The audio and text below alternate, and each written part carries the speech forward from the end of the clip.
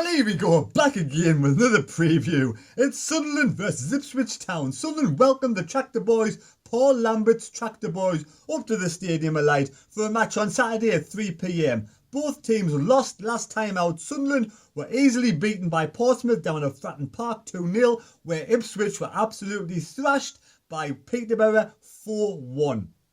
So Paul Lambert's Tractor Boys were founded in 1878, 140 years old, coming from Portman Road, but they only came pro in 1936.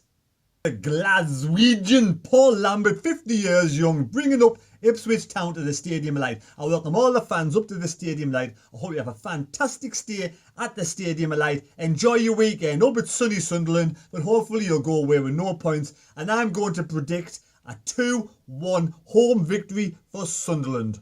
So Ipswich Town are slightly out of form at this moment in time. Like I said, losing 4-1 at home to Peterborough. The game before that, they went to Rotherham and lost 1-0, but Rotherham are a really good side. The game before that, they won 1-0 at home against Lincoln, and they beat Tranmere 2-1 at Tranmere, and then they went to Oxford and drew 0-0. So they've won a couple, drawn a couple, and lost a couple. So they're kind of out of form at this moment in time in this run-in, but Sunderland have lost their last game as well and didn't play particularly well at home to Doncaster last time we were out at the Stadium of Light.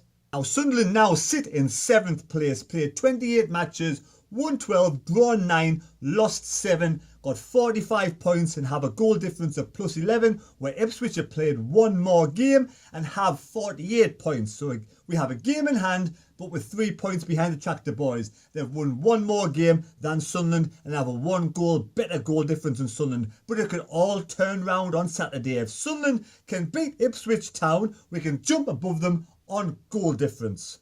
I'm going to predict a very positive 2-1 home win to Sunderland. Let's hope Phil Parkinson's side are going to have a whole week's rest. Now let's remember, we played Tranmere last Wednesday under really heavy underfoot conditions.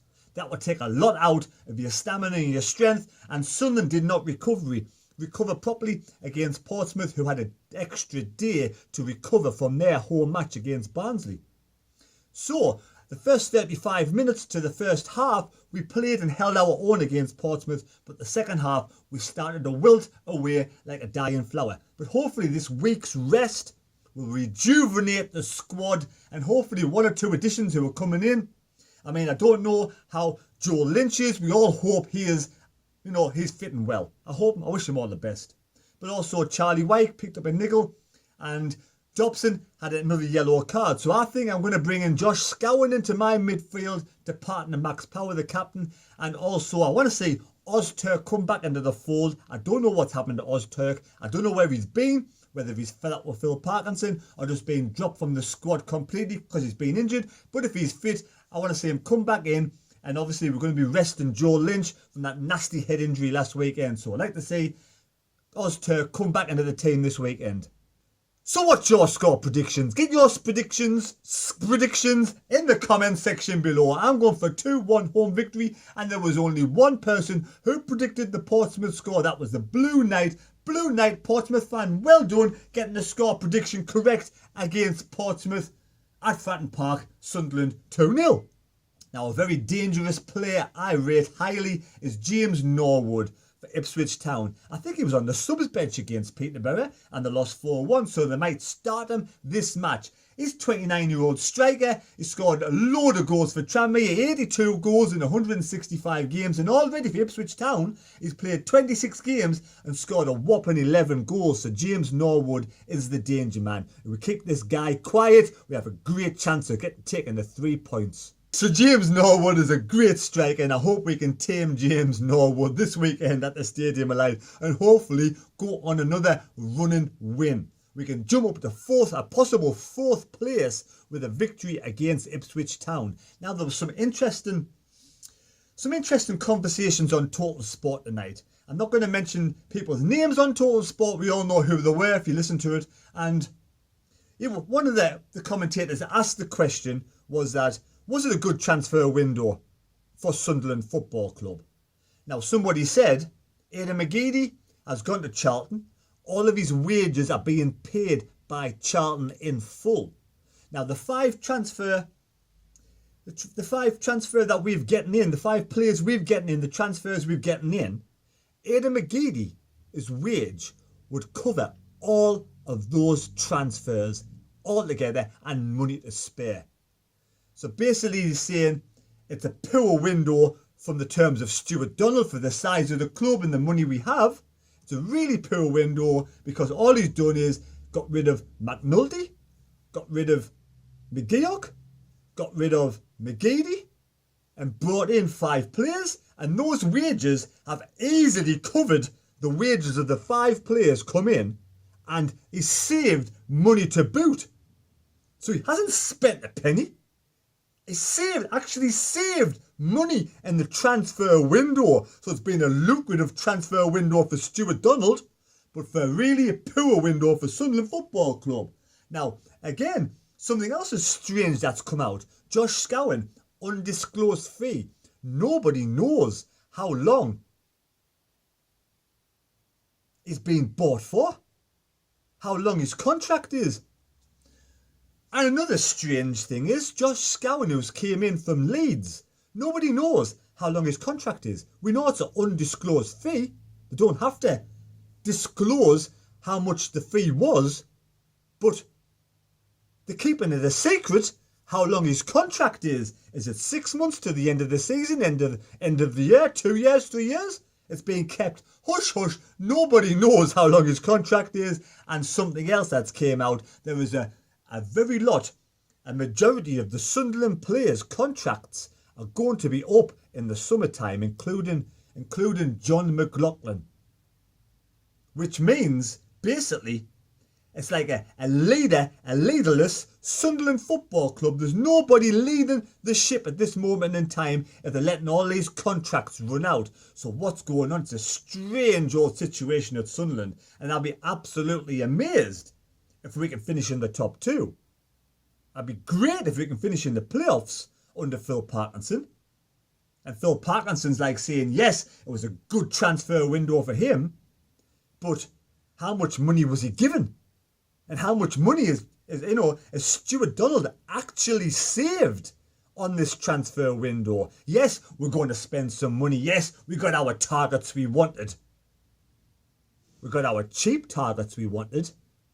And Stewart Donald saving a shitload of money to boot. So it's a great transfer window for Stewart Donald and co, but probably not so good for Sunderland. We just touch wood and hope that 1 or 2 of these players we're getting in are actually going to turn out to be gems. So here is the new leaderboard at this moment in time. I've added a few scores on, a few points on, just a quick look to see what you're going to be chasing down with your score predictions. Here we go. At the top, Rory Coupland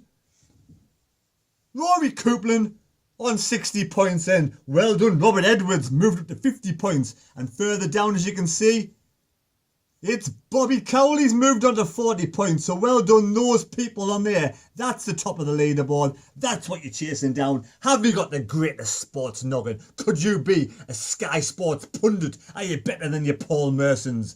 Could you go on there and predict the correct scores? Can you get the Sunderland's correct score first? I'm going 2-1 to Sunderland against Ipswich. Put your score predictions down below. If you enjoyed the quick video, just a quick preview of the match this weekend. We have to start getting this winning run going again. We got 4 home matches in the next 5 games. It's vitally important we take at least 12 points from the next 5 games if we want to go into the playoffs and even have a sniff of a chance in the top 2.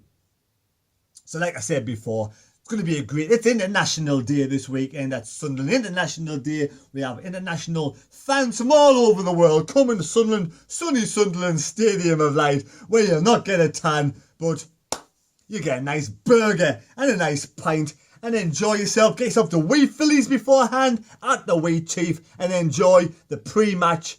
Sing and dance and drink and eat and be merry before, where all the Ipswich fans are welcome along to the Wee Chief. Friendly night, friendly day out, absolutely fantastic. No trouble whatsoever from the Sunderland fans. Come to the stadium and enjoy your time, enjoy your day. Purchase your food and drink outside of the Stadium of Light, because inside it's absolutely daylight robbery.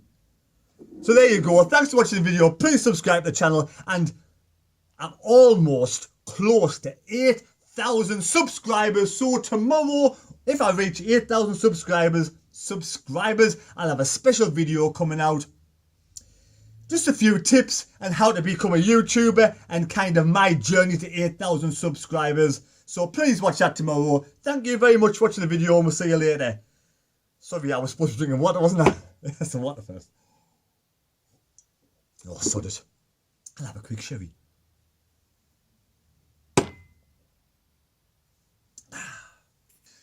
I just can't help myself. Sherry, sherry baby, sherry, sherry baby, sherry baby. And also, I'd like to wish William Armstrong a happy 14th birthday on the 7th of February. Check him out on Instagram. Enjoy your birthday, lad.